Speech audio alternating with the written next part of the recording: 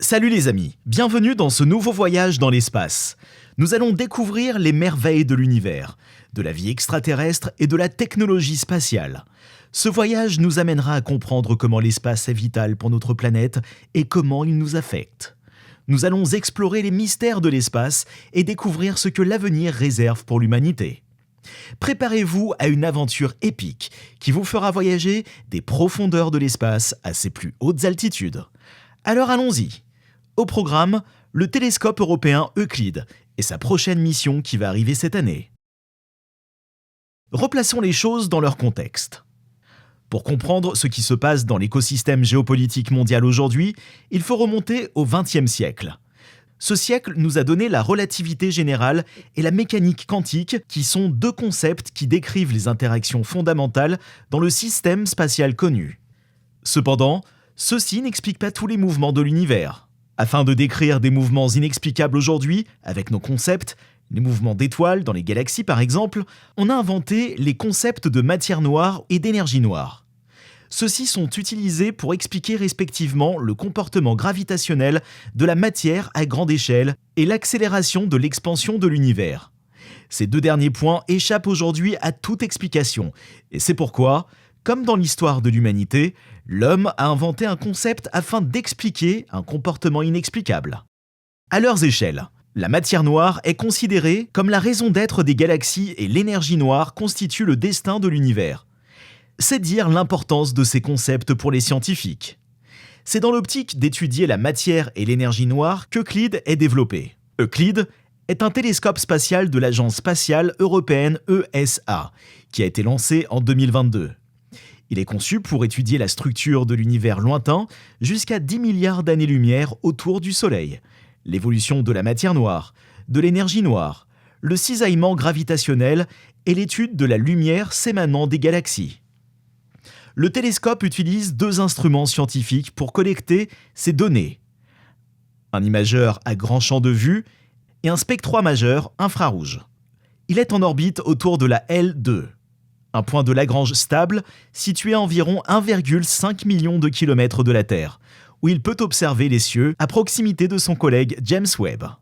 Il est équipé d'un miroir principal de 1,2 mètre de diamètre et d'un système de refroidissement pour maintenir ses instruments à une température basse afin d'optimiser leur performance. Il est aussi muni d'un bouclier thermique afin de protéger les miroirs des rayons du Soleil.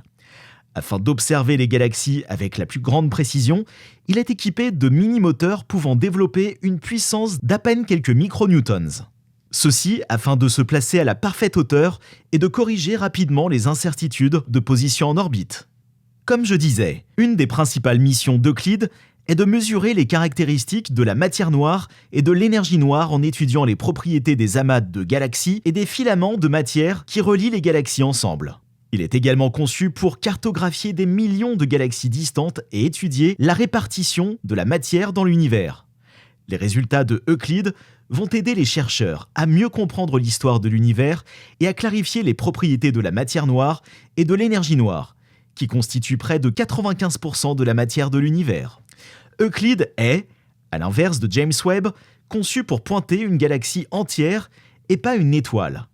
Ainsi, il va étudier de vieilles galaxies, son comportement et ses mouvements, ses mutations.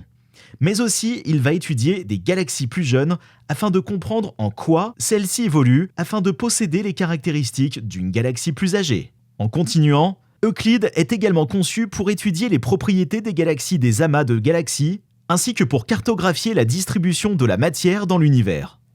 Il est équipé d'un système de stabilisation de la plateforme pour maintenir une précision de pointage élevée, ce qui permet des observations détaillées de ces objets célestes. Les données collectées par Euclide seront utilisées pour étudier les propriétés des étoiles et des galaxies proches de la Voie lactée, ainsi que pour cartographier la distribution de la poussière interstellaire. Les scientifiques espèrent également utiliser les données d'Euclide pour étudier les propriétés des trous noirs supermassifs et pour rechercher des exoplanètes en utilisant la méthode de détection par transit. En continuant, Euclide est un projet international impliquant l'ESA et une grande collaboration scientifique. Il est un des projets clés de l'ESA dans le domaine de l'astronomie cosmologique et va contribuer à résoudre les questions fondamentales dans notre univers. Les données collectées par Euclid seront accessibles aux scientifiques et aux chercheurs du monde entier via un système de base de données en ligne. En effet, la totalité des données du télescope pour une seule mission se chiffreront en pétaoctets. Pour vous imaginer ce qu'est un pétaoctet égale 1000 téraoctets, ou si vous préférez, un pétaoctet égale 500 milliards de pages sur Word. Aujourd'hui, en 2023, la mission d'Euclid est prévue pour durer environ 6 ans, pendant lesquels il collectera ces données sur des milliards d'objets célestes. Alors maintenant que tout le monde sait ce qu'est Euclid, quid de la structure qui l'enverra jusqu'à son orbite ? En 2021, la NASA avait missionné Ariane 5 de placer James Webb en orbite. C'est donc la fusée européenne qui avait réussi à placer le télescope le plus volumineux de l'histoire jusqu'à son orbite qui, si vous avez suivi ce que j'ai dit, correspond à la même que celle d'Euclid. Or, la politique européenne fut d'arrêter la fabrication d'Ariane 5 pour produire Ariane 6, une fusée dont la mise en service est constamment retardée et qui vient jouer sur les mêmes terrains caractéristiques que les Falcon tout en étant plus chère. Ainsi, la fusée européenne ne pourra pas envoyer Euclid en l'air. Il est impossible d'utiliser Soyouz en raison des tensions européennes envers la Russie, et vice-versa. Donc, une Falcon va devoir être utilisée et l'Europe devra donc payer sa société concurrente, SpaceX en l'occurrence, afin que cette fusée concurrente fasse voir au monde qu'elle peut être fiable pour des lancements de cette envergure. C'est ainsi une double balle dans le pied que se tire l'ESA. Reste à voir si ce petit contre-coup stratégique aura des répercussions à long terme sur les commandes d'Ariane et son calendrier d'utilisation. En conclusion, Euclid est un télescope spatial de l'ESA lancé en 2022 pour étudier la structure de l'univers lointain ainsi que l'évolution de la matière noire et de l'énergie noire. Euclid est un projet international très ambitieux que notre continent va porter avec honneur. Il bénéficie d'une collaboration scientifique importante qui devrait fournir des résultats déterminants dans les domaines de la cosmologie, de l'astrophysique et de la physique fondamentale.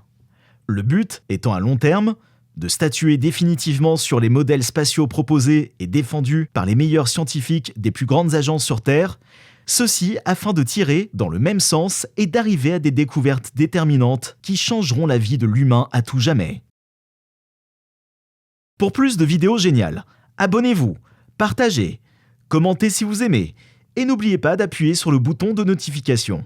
Car nous travaillons toujours pour vous apporter les meilleures vidéos d'astronomie et d'espace les plus géniales.